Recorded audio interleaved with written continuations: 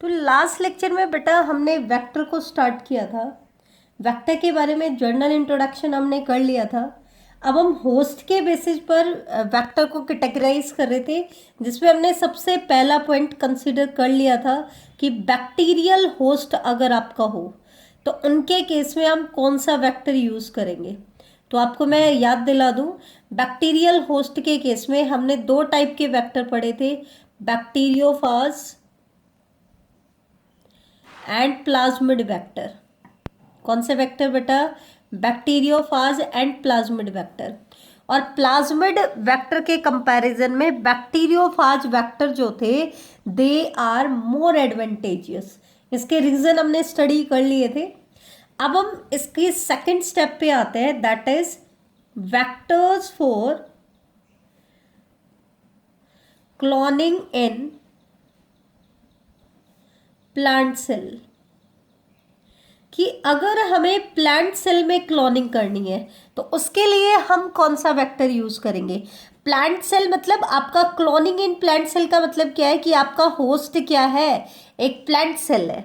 आप plant cell के genetic material में मॉडिफिकेशन करना चाहते हैं तो उसके लिए आपको क्या चाहिए, एक वेक्टर चाहिए। ठीक है, तो वेक्टर कौन सा होगा ये चीज ध्यान रखना। उनके केस में हम हमेशा यूज करते हैं टीआई प्लाज्मिड। टीआई प्लाज्मिड की फुल फॉर्म क्या होती है? Tumour inducing plasmid. मैंने कल की क्लास में भी आपको बताया था कि प्लाज्मिड सबसे कॉमन वेक्टर है।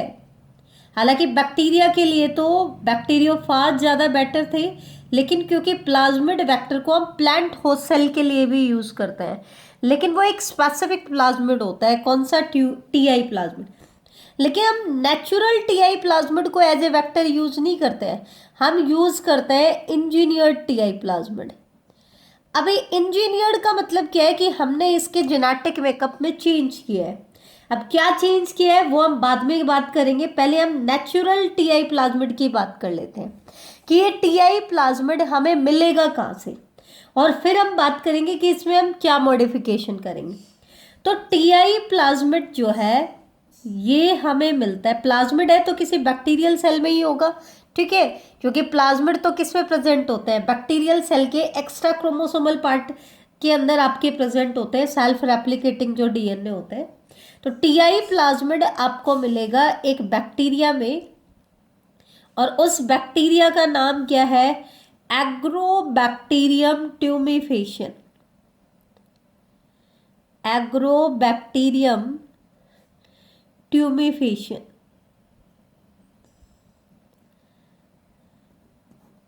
ठीक है, एग्रोबैक्टीरियम ट्यूमिफेशन ये एक बैक्टीरिया है, ठीक है, जिससे हमें क्या मिला है? टीआई प्लाज्मिड मिला है। इस बैक्टीरिया को एक्चुअल में एग्रो वर्ड क्यों यूज किया जाता है, क्यों दिया गया था इसको?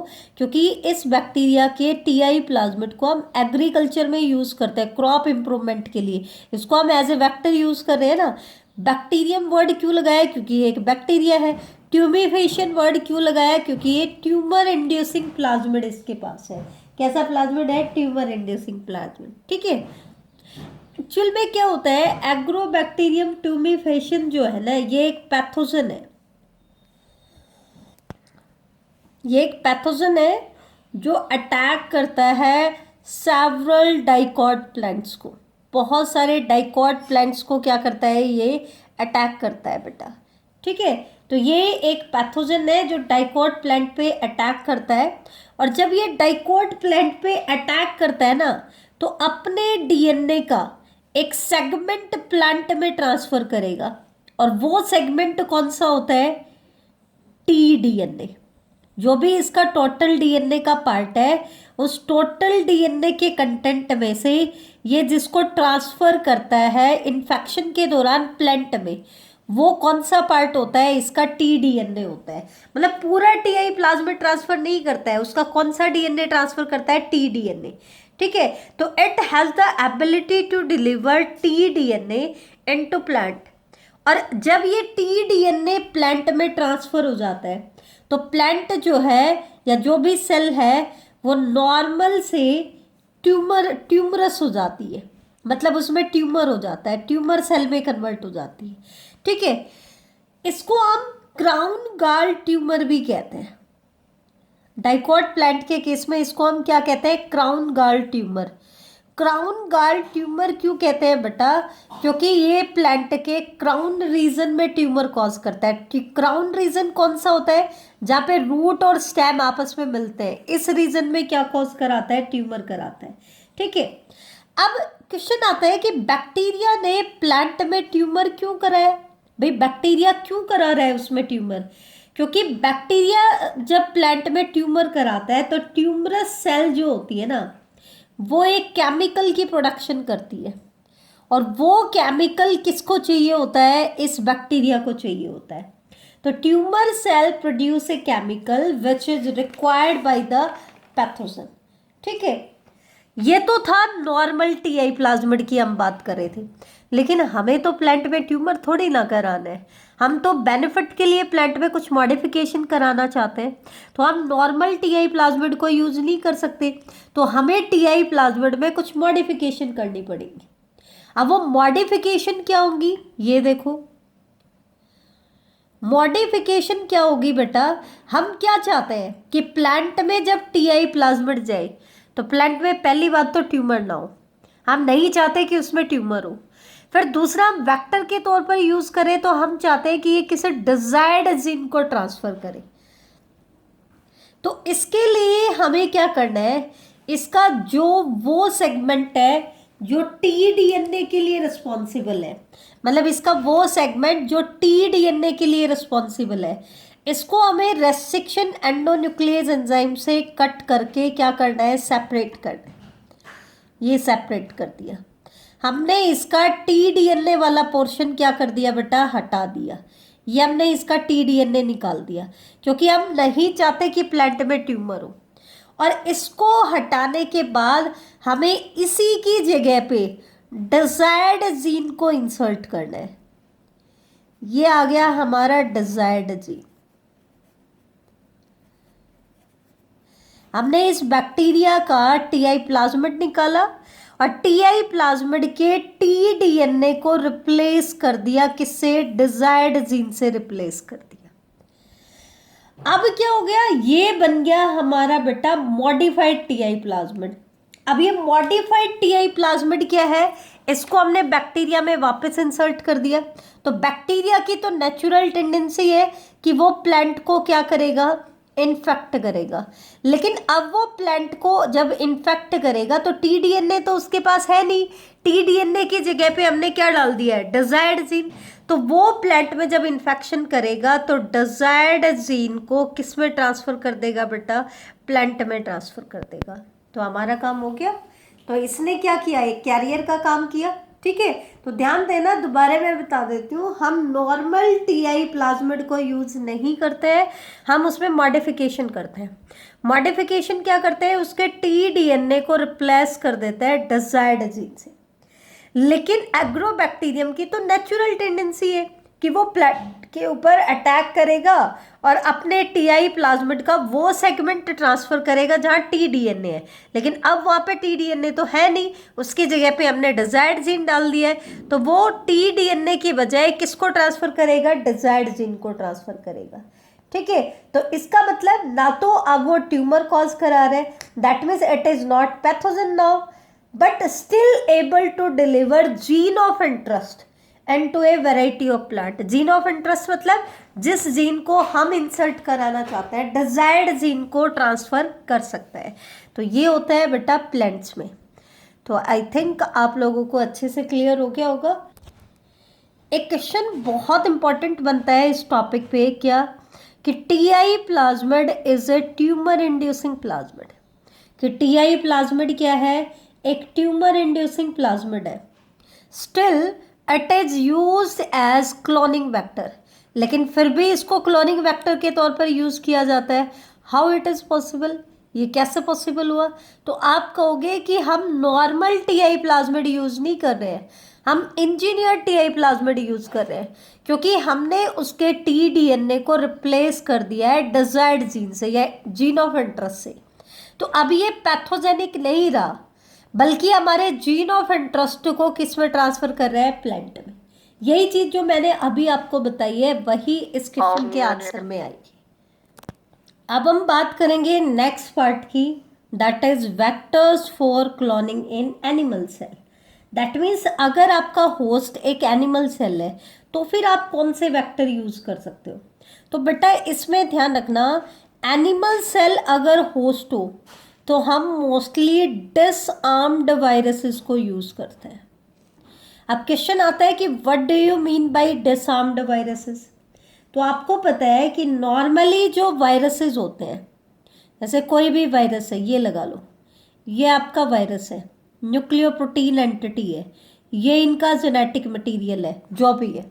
तो नॉर्मली जो वायरसेस होते हैं ये पैथोजेनिक होते हैं,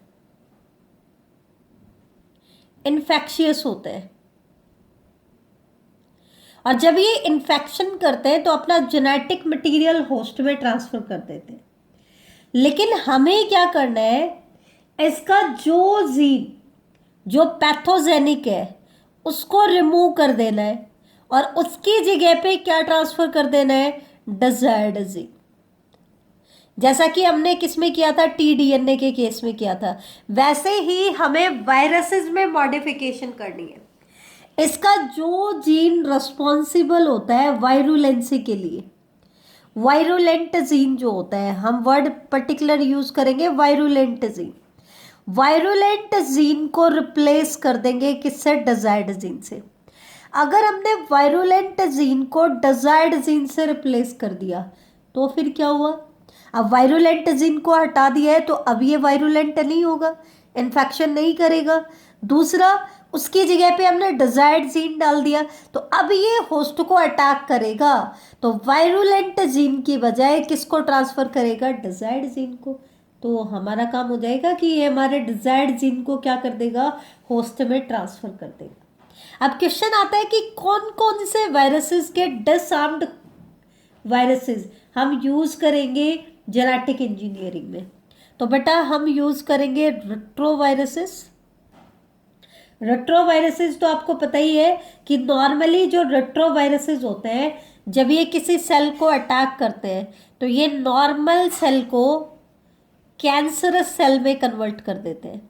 लेकिन हमें तो क्या करना है, उसके उस जीन को रिमूव करना है और उसकी जगह पे किसको डालना है, डिजायरेबल जीन को। तो अब ये कैंसर कॉज नहीं करेगा बल्कि किसको ट्रांसफर कर देगा, डिजायर्ड जीन को ट्रांसफर कर देगा। तो या तो हम रेट्रोवायरस यूज कर सकते हैं या फिर बेटा हम यूज कर सकते हैं अडीनो वायरस या फिर पैपिलोमा वायरस।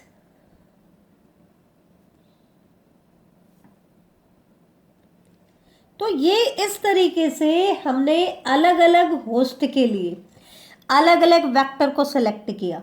तो यहां से हम कंक्लूजन क्या निकालेंगे, कंक्लूजन अगर हम देखें तो कंक्लूजन क्या है, व्हेन ए जीन और DNA fragment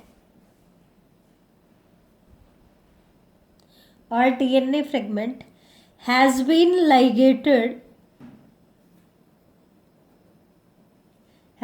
ligated into a suitable vector,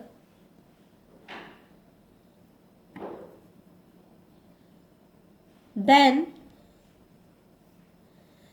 it is transferred into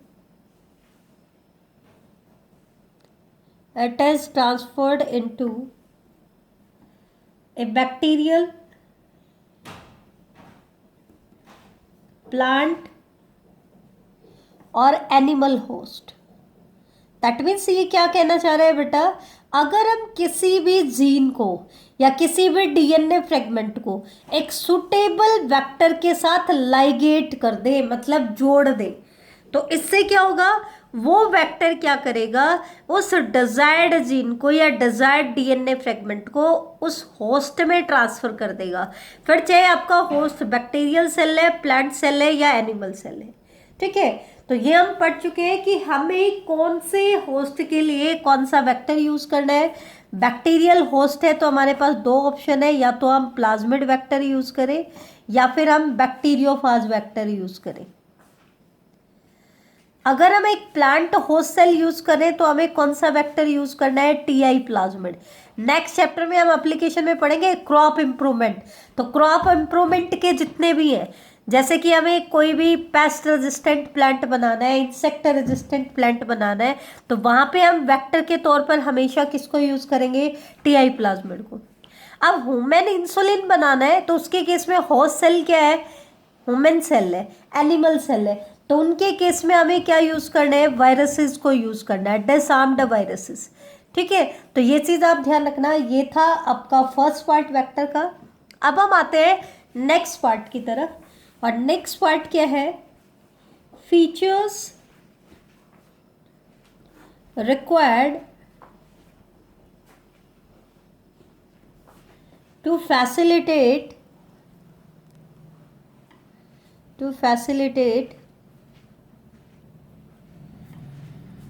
cloning into a vector,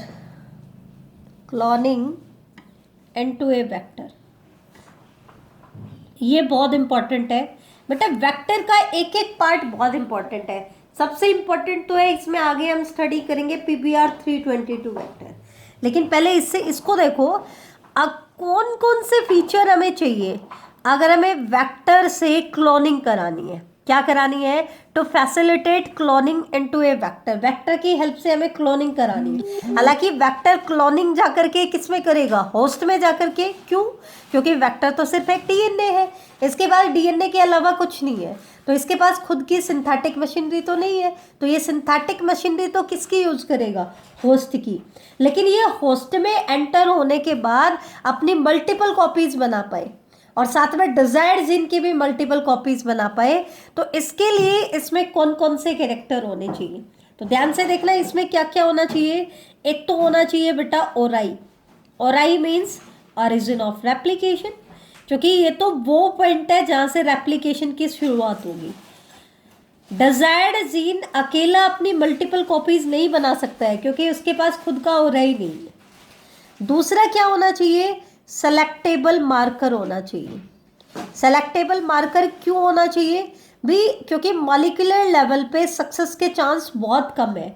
आप वेक्टर में डिजायर्ड जीन को इंसर्ट कर रहे हो, लेकिन वो इंसर्ट हुआ या नहीं हुआ, ठीक है। फिर आप रिकॉम्बिनेंट डीएनए को होस्ट में ट्रांसफर करोगे, तो वो ट्रांसफॉर्मेंट बना या नहीं बना, तो हमें सेलेक्ट करना है। तो इसके लिए इसके पास सेलेक्टेबल मार्कर होना चाहिए, मतलब ऐसी कोई चीज होनी चाहिए जो सिलेक्शन में इसकी हेल्प करे। और तीसरा, वेक्टर के ऊपर क्लोनिंग साइट होनी चाहिए। क्लोनिंग साइट मतलब किसको कह रहे हैं cloning site, cloning site actual में रेस्ट्रिक्शन एंडोन्यूक्लियस एंजाइम की रिकॉग्निशन साइट होती है। हमने क्या कहा था, वेक्टर में डिजायर्ड जीन को हम तभी इंसर्ट कर पाएंगे जब हम वेक्टर को सेम रेस्ट्रिक्शन एंजाइम से काटेंगे। अब रेस्ट्रिक्शन एंजाइम तो वही काटेगा ना जहां उसकी रिकॉग्निशन सीक्वेंस होनी चाहिए, तो वेक्टर के अंदर क्लोनिंग साइट होनी चाहिए, मतलब रेस्ट्रिक्शन एंडोन्यूक्लियस एंजाइम की रिकॉग्निशन साइट होनी चाहिए। ठीक है, अब हम एक एक करके तीनों को डिस्कस करेंगे। ओराई को डिस्कस करेंगे, सेलेक्टेबल मार्कर को और क्लोनिंग साइट को। तो सबसे पहले ओराई के बारे में बात कर लेते हैं। ओराई क्या है, अटर्स ए स्पेसिफिक सीक्वेंस, ये एक स्पेसिफिक सीक्वेंस है ऑफ डीएनए। डीएनए की एक स्पेसिफिक सीक्वेंस है विच इज रिस्पॉन्सिबल फॉर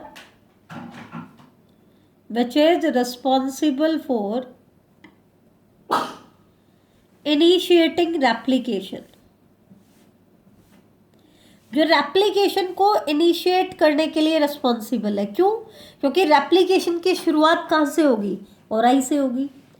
अब प्रोकैरियोट्स की अगर हम बात करें ना बेटा, तो प्रोकैरियोट के डीएनए में सिंगल ओराई होता है, एक ही ओराई होता है पूरे डीएनए में, जबकि यूकैरियोट्स में मोर देन वन ओराई होते हैं। ये चीज ध्यान रखना, थोड़ा सा डिटेल पार्ट है। अब क्वेश्चन आता है कि फंक्शन क्या है ओराई का। तो फंक्शन की अगर हम बात करें तो कोई भी डीएनए पीस, डिजायर्ड डीएनए की बात करें जिसको आप वेक्टर में इंसर्ट करोगे, होस्ट में जाने के बाद उसको क्या करना है, मल्टीप्लाई करना है, क्योंकि अगर वो मल्टीप्लाई नहीं करेगा न्यूक्लियस एंजाइम उसको नहीं छोड़ेंगे और वो क्रोमोसोमल डीएनए का हिस्सा नहीं बन पाएगा। तो वेक्टर की रिस्पॉन्सिबिलिटी है डिजायर्ड जीन को होस्ट में जाने के बाद मल्टीप्लाई कराना। क्या कराना, मल्टीप्लाई कराना। तो वो जो रेप्लिकेट करता है वो रेप्लिकेट किसकी हेल्प से करेगा, ओराई, क्योंकि ओराई के बिना रेप्लिकेशन शुरुआत नहीं होगी। तो any DNA piece linked to this can be made to replicate within the host. वो होस्ट में रेप्लिकेट तभी होगा जब वो उसके ओराई से लिंक्ड होगा। ठीक है। दूसरा इसकी सिग्निफिकेंस क्या है कि ये रिस्पॉन्सिबल होता है for controlling the copy number of the linked DNA. Copy number of the linked DNA का मतलब क्या है कि जो भी डीएनए हमने वेक्टर के साथ लिंक किया है उसकी होस्ट में जाने के बाद कितनी कॉपी बनेंगी, मतलब वो कितनी रेप्लिकेशन साइकिल करेगा, कितनी कार्बन कॉपी बनाएगा, वो किसके ऊपर डिपेंड करता है, उसका ओराई के ऊपर। क्यों? क्योंकि उसका ओराई का जितना कॉपी नंबर हाई करेगा, उसका ओराई जितने कॉपी नंबर को सपोर्ट करेगा उतनी ही कॉपी जाकर के लिंक्ड डीएनए होस्ट में बनाएगा। अगर हम ये चाहते हैं कि कोई भी डिजायर्ड डीएनए अपनी मल्टीपल कॉपीज बनाए, मैनी कॉपीज बनाए, तो इसलिए हमें उसको एक ऐसे वेक्टर में इंसर्ट करना पड़ेगा जिसका ओराई हाई कॉपी नंबर को सपोर्ट करता हो। किसको सपोर्ट करता हो? हाई कॉपी नंबर को। तो if one wants to recover many copies of the target DNA, अगर आपको टारगेट डीएनए की मैनी कॉपी चाहिए, बहुत सारी कॉपी चाहिए, तो आपको एक ऐसा वेक्टर सेलेक्ट करना पड़ेगा जिसका ओराई हाई कॉपी नंबर को सपोर्ट करता हो। किसको सपोर्ट करता हो? High copy number. Copy number का मतलब क्या है? Number of copies of the vector present in a cell, कि ये वेक्टर जब होस्ट सेल में जाएगा तो वहां जाकर के ये अपनी कितनी कॉपी बनाता है, कितनी कॉपीज में ये प्रेजेंट होगा।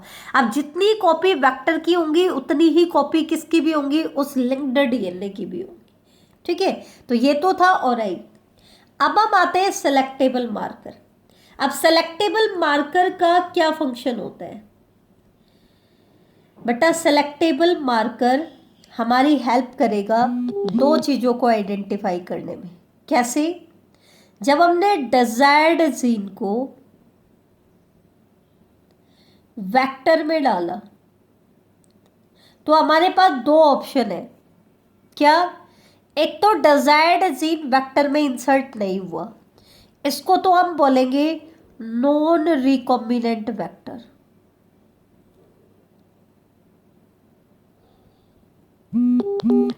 और जिसमें ये डिजायर्ड जीन ट्रांसफर हो गया उसको हम बोलेंगे रिकॉम्बिनेंट वेक्टर।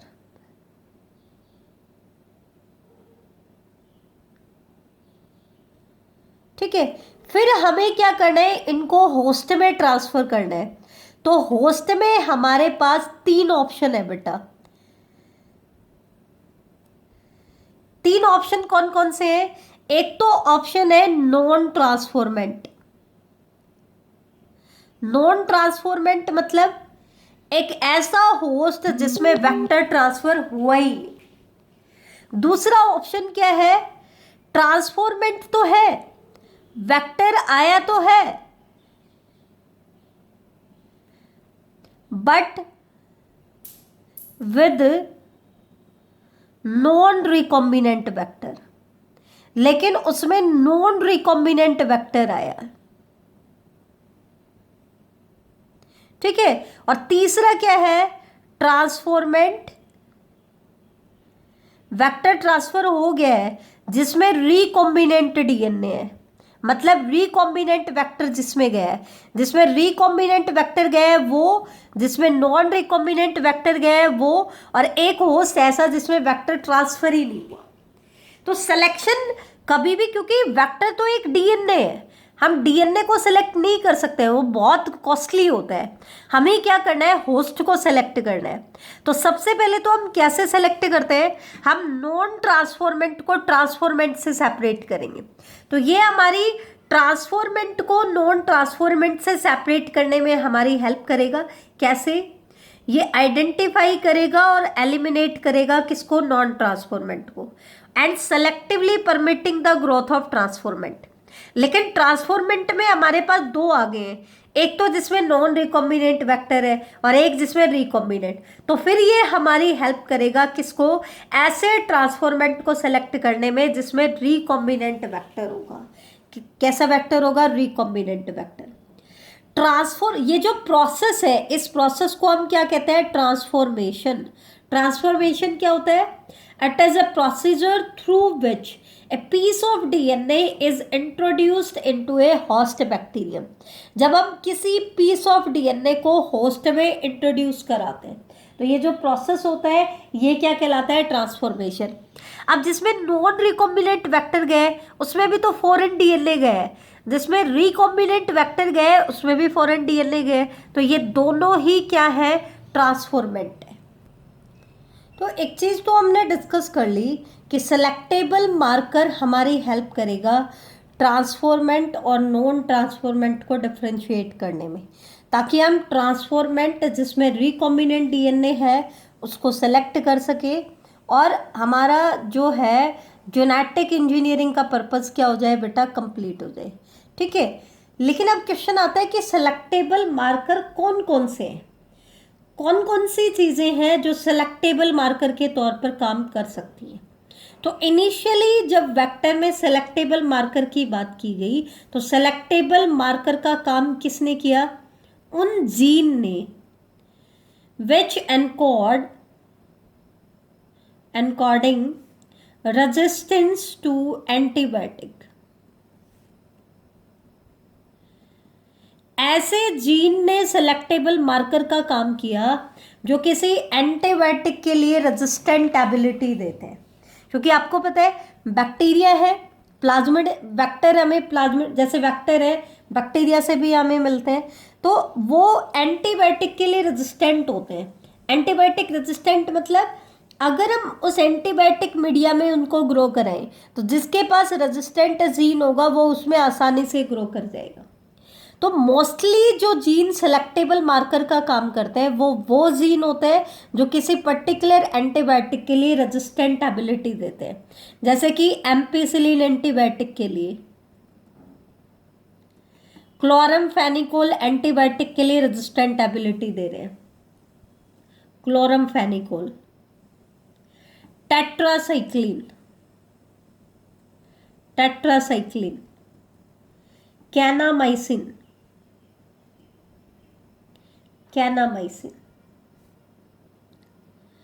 अब ये एंटीबायोटिक रेजिस्टेंट जीन आपके किस में प्रेजेंट है, वेक्टर में। अब जो भी होस्ट आपका है वो ऐसा होना चाहिए जो इन एंटीबायोटिक के लिए रेजिस्टेंट नहीं है, नॉट रेजिस्टेंट टू एंटीबायोटिक। आपका होस्ट एंटीबायोटिक के लिए रेजिस्टेंट नहीं है तो आपको क्या करना है, इस वेक्टर को होस्ट में ट्रांसफर करना है, और वो भी कैसा vector, recombinant vector. That means recombinant DNA को ट्रांसफर करना है जिसमें डिजायर्ड जीन है। तो क्योंकि सक्सेस के चांस बहुत कम है तो आपको चेक करना है कि होस्ट में रिकॉम्बिनेंट वेक्टर आया कि नहीं आया। तो अगर रिकॉम्बिनेंट वेक्टर के पास जिस एंटीबायोटिक के लिए रेजिस्टेंट एबिलिटी है होस्ट भी उस एंटीबायोटिक के लिए रेजिस्टेंट हो जाए तो इसका मतलब होस्ट नॉर्मली तो था नहीं, इसका मतलब उसमें वो एंटीबायोटिक रेजिस्टेंट जीन किससे आया, वेक्टर से आया। दैट मीन्स ये वेक्टर किस में ट्रांसफर हो चुका है, होस्ट में ट्रांसफर हो चुका है। जैसे कि एनसीईआरटी ने एक एग्जांपल दिया है नॉर्मल ई कोलाई का, और फिर बात की ट्रांसफॉर्मेंट ई कोलाई का, ट्रांसफॉर्मेंट ई कोलाई।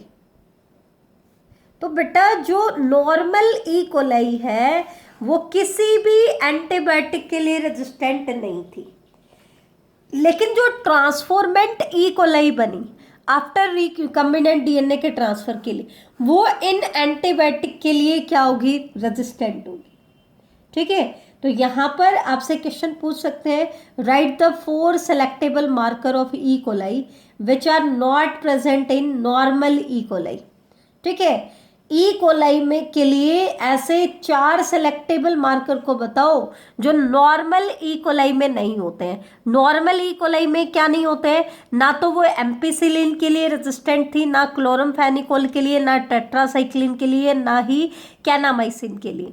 लेकिन जेनेटिक इंजीनियरिंग की हेल्प से जब हमने ऐसा रिकॉम्बिनेंट वेक्टर डाला जिसमें ये एंटीबायोटिक के रेजिस्टेंट जीन थे, तो हमारी जो ट्रांसफॉर्मेंट ई कोलाई है, या हम कहते हैं इंजीनियर्ड ई कोलाई, वो क्या होगी, इन एंटीबायोटिक के लिए रेजिस्टेंट हो जाती है। ठीक है, तीसरा जो कैरेक्टर था वो था क्लोनिंग साइट, कि किसी भी वेक्टर के अंदर क्लोनिंग साइट होनी चाहिए।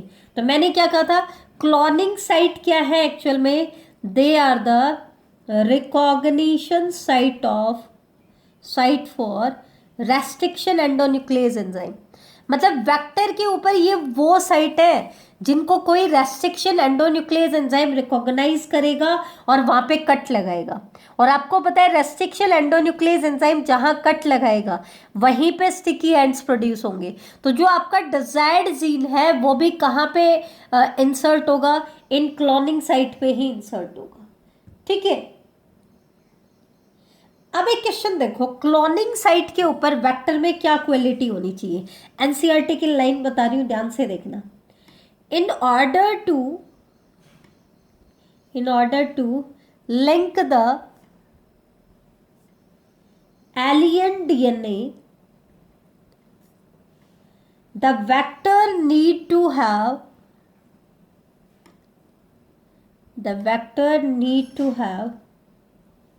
very few, preferably single recognition site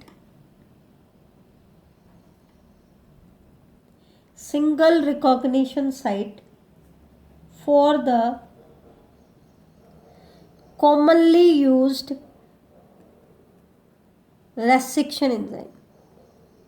ये क्या कहना चाह रहा है, जैसे ये मैंने एक वेक्टर बना दिया, ये क्या कहना चाह रहा है, जैसे मान लो मैं ये कह रही हूं ये साइट है इको R1 की, मतलब जिस साइट पे eco R1 restriction enzyme cut लगाएगा, तो ये क्या कहना चाह रहा है, किसी स्पेसिफिक रेस्ट्रिक्शन एंडोन्यूक्लियस एंजाइम की प्रेफरेबली एक सिंगल क्लोनिंग साइट होनी चाहिए। सिंगल क्लोनिंग साइट क्यों, क्योंकि रेस्ट्रिक्शन एंजाइम अगर आपने डाला, इको R1 डाला, तो वो वहां कट करेगा जहां जहां उसकी रिकॉग्निशन सीक्वेंस है। अगर उसकी एक ही रिकॉग्निशन सीक्वेंस है तो वो एक ही जगह पे काटेगा।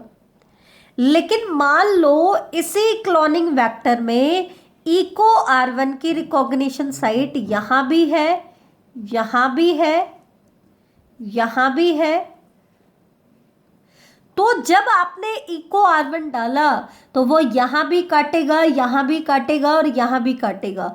तो आपका वेक्टर कई फैक्टर्स में, कई फ्रेगमेंट्स में टूट जाएगा। और अगर वेक्टर कई फ्रेगमेंट में टूटा तो जीन क्लोनिंग क्या हो जाएगी, कॉम्प्लिकेटेड। क्या हो जाएगी, डिजायर्ड डीएनए कहाँ इंसर्ट होगा, हम नहीं कह सकते कि कहाँ इंसर्ट हो गया, तो जीन क्लोनिंग क्या हो जाएगी, कॉम्प्लिकेटेड हो जाएगी। हालांकि दूसरे रेस्ट्रिक्शन एंजाइम की रिकॉग्निशन साइट हो सकती है, जैसे यहाँ पे HIND2 की भी रिकॉग्निशन साइट है, लेकिन एक टाइम में तो हम कोई एक रेस्ट्रिक्शन एंजाइम में डालेंगे। मान ले हमने HIND2 डाला तो वो सिर्फ यहीं पे कट करेगा, तो मल्टीपल फ्रेगमेंट्स नहीं बनेंगे। तो ध्यान रखना, ये क्या कहना चाह रहा है, ये नहीं कहना चाह रहा कि एक ही रेस्ट्रिक्शन एंजाइम की रिकॉग्निशन साइट होनी चाहिए। ये क्या कहना चाह रहा है कि एक रेस्ट्रिक्शन एंजाइम की एक ही रिकॉग्निशन साइट को ज्यादा प्रेफर किया जाता है। एक से ज्यादा रेस्ट्रिक्शन एंजाइम की साइट हो सकती है, जैसे हाइन 2 की आ गई, इको R1 की आ गई, क्ला1 की आ गई। एक से ज्यादा रेस्ट्रिक्शन एंजाइम की रिकॉग्निशन साइट हो सकती है, लेकिन एक स्पेसिफिक रेस्ट्रिक्शन एंडोन्यूक्लियस एंजाइम की प्रेफरेबली सिंगल रिकॉग्निशन साइट होनी चाहिए, क्योंकि अगर एक ही रेस्ट्रिक्शन एंडोन्यूक्लियस एंजाइम की more than one recognition site होती है तो जो आपका वेक्टर होता है वो कई फ्रेगमेंट्स में डिवाइड हो जाता है, और जिससे gene expression, gene cloning complicated हो जाती है। ठीक है, अब एक क्वेश्चन आता है कि एलियन पीस ऑफ डीएनए कहाँ इंसर्ट होता है। एलियन पीस ऑफ डीएनए वहां इंसर्ट होता है जहां पे रेस्ट्रिक्शन एंडोन्यूक्लियस एंजाइम की रिकॉग्निशन साइट होती है। अब वो डिपेंड करता है कि आप कौन सा रेस्ट्रिक्शन एंजाइम यूज करते हो। तो ये थे कुछ यूजफुल कैरेक्टर जो किसी भी क्लोनिंग वेक्टर में होने चाहिए। क्या क्या? उसके पास खुद का ओराई होना चाहिए, उसके पास सेलेक्टेबल मार्कर होना चाहिए, उसके पास क्लोनिंग साइट होनी चाहिए। तो ये 3 फीचर वेक्टर के पास होने ही होने चाहिए। तो ये था आपका पहला लेक्चर। इससे आगे हम नेक्स्ट लेक्चर में डिस्कस करेंगे। तो आज मैं